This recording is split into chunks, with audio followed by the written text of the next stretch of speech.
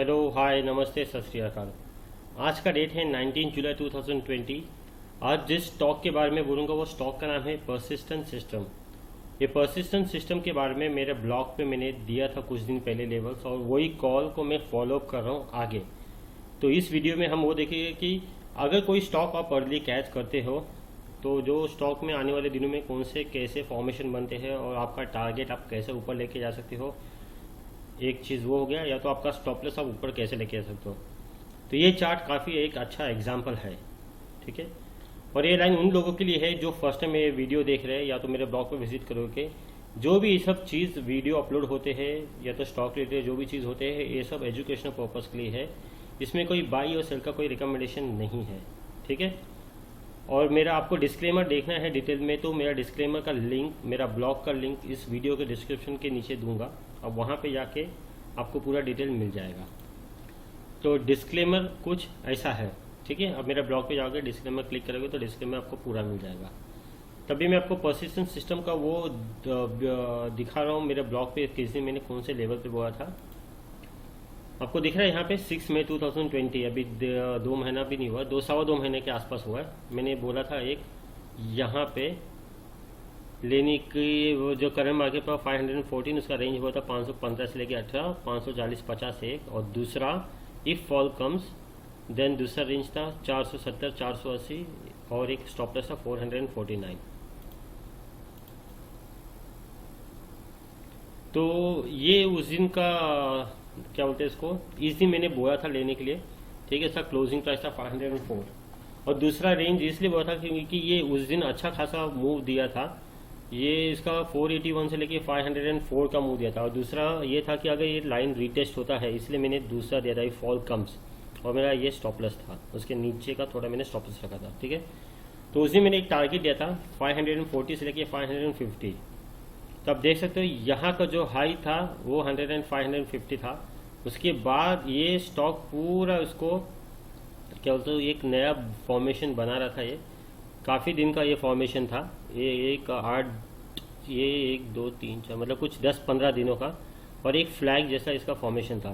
तो ये स्टॉक मैंने होल्ड रखा था। क्यों रखा था इसका मैं सब रीज़न आपको आगे बताऊंगा कि ये स्टॉक मैंने होल्ड रखने का रीज़न क्या था। तो एक उसमें होता है एक फॉल्स ब्रेकआउट और एक फॉल्स ब्रेकडाउन।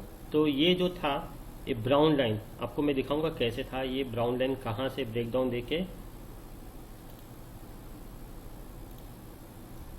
ये जो ब्राउन लाइन था वो ब्रेकडाउन देने के बाद इसने कैसे सपोर्ट लिया। ये फॉल्स ब्रेकडाउन जैसा था इसलिए मैंने इसको होल्ड रखा था, क्योंकि जब ये फॉल्स ब्रेकडाउन या तो फॉल्स ब्रेकआउट देता है तो उसका जो भी ट्रेंड चेंज होता है काफ़ी स्ट्रॉन्ग ट्रेंड चेंज होता है।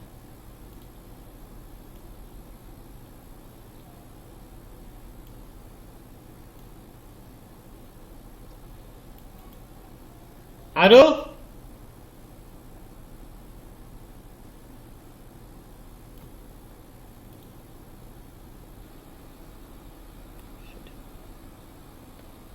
तो आपको यहाँ से ये ब्रेकआउट दिख रहा है, यहाँ से लेके 550 तक का जाना था। और यहाँ पे 550 हो गया था, सॉरी 550 नहीं 650, क्योंकि 100 रुपये का देना था पोल से लेके ये फ्लैग का जो अपर एंड था ये। तो ये ब्रेकआउट देने के बाद फिर से यहाँ पे ये जो 4 दिन का बेस था उसके इंडिकेटर्स जो थे RSI और मैक वो पॉजिटिव हो रहे थे,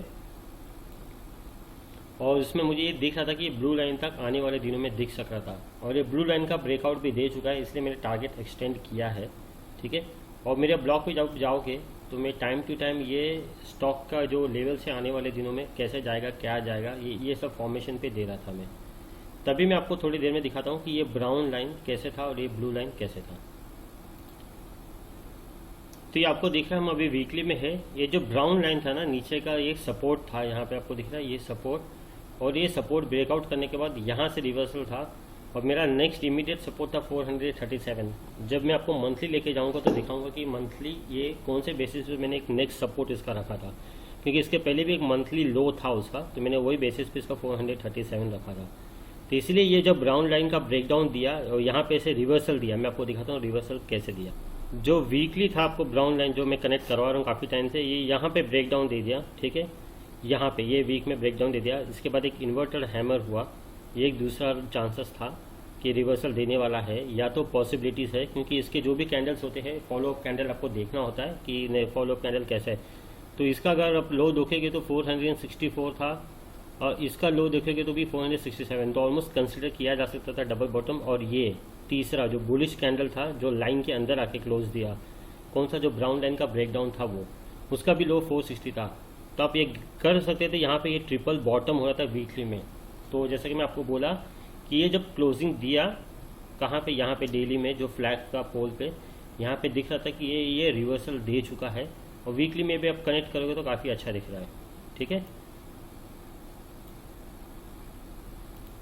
तो जो ब्लू लाइन था आपको दिख रहा है यहाँ पे वीकली में ब्रेकआउट दे चुका है, और ब्रेकआउट देने के बाद पूरा वीक सस्टेन किया है। तो आप लोगों को ऐसा लग रहा है कि ये टेक्निकल टर्म थोड़ा ज़्यादा हो रहा था, मुझे बोलिए, मैं आपको एकदम जितना हो सके उतना मैं मतलब कम या टेक्निकल टर्म यूज़ करके बता रहा हूँ। पर जिस किसी को नहीं समझा था मुझे पूछ सकते हो, मैं आपको कोशिश करूँगा फिर से बताने के लिए। तो एनीवे ये वीकली में अच्छा ब्रेकआउट दे चुका है। ठीक है, अच्छा मतलब ब्रेकआउट ठीक ठाक दे चुका है। इसका 739 था और ये 759 के आसपास क्लोजिंग दिया है। तो अभी हम है मंथली में। ठीक है, ये कैंडल मत पकड़िए, लास्ट कैंडल जुलाई खत्म होने के बाद ही खत्म होगा। तो अब जैसा कि मैं आपको बताया था कि ये जो यहाँ पे बेस दिख रहा था वीकली में, इसका जो लो था फरवरी का लो वो 421 था, और इसका भी जो लो था ये भी 438 था, और इसका मैंने एक हेड पकड़ा था। तो ये और ये दो हेड, तो ऑलमोस्ट ये चार पकड़ के चला था कि ये इसका एक नेक्स्ट सपोर्ट होने वाला है। तो ये एक सपोर्ट हो गया था नेक्स्ट। और आपको जैसे कि मैंने वीकली में आपको दिखाया कि ये ब्रेकडाउन देने के बाद जो कभी फॉल्स ब्रेकआउट होते हैं, वैसा ये ब्रेकडाउन होने के बाद ये रिवर्स किया। रिवर्सल के मैंने आपको 3-4 जो 2 या 3 कुछ थे उसमें जो मैं आपको बता दिया।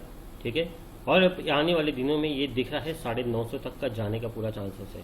ठीक है, तो जिस किसी ने स्टॉक रखा है या तो ये ब्लॉग देखने के बाद रखा है, तो मैंने 950 का दिख रहा है इसमें। और यही चीज़ मैंने देखो 8 जुलाई को मैंने थोड़े दिन पहले आपको मतलब इसमें बता दिया, एक बार क्रॉस किया 740 3-4 दिन तो 850 900 दिखेगा। और ये चीज़ मैं टाइम टू टाइम मेरे ब्लॉग पे अपडेट करते गया, आप देख सकते हो डेट और टाइम के साथ। ठीक है, तो जिस किसी के पास ये स्टॉक है तो मैंने उसका रीज़न बता दिया, क्योंकि जब मैंने ये जो लिखा था मेरे ब्लॉग पे तो कोई इसका चार्ट मैंने रखा नहीं था इसमें।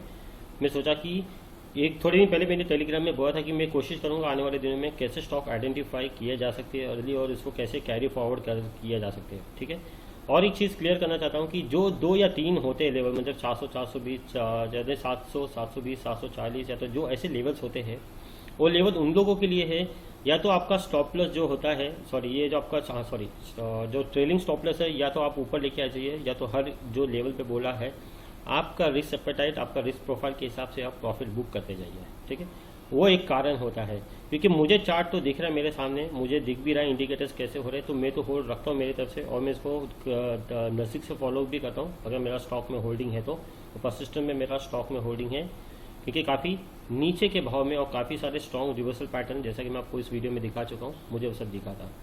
अगर आप लोग को वीडियो पसंद आया तो लाइक और सब्सक्राइब करना ना भूलिए।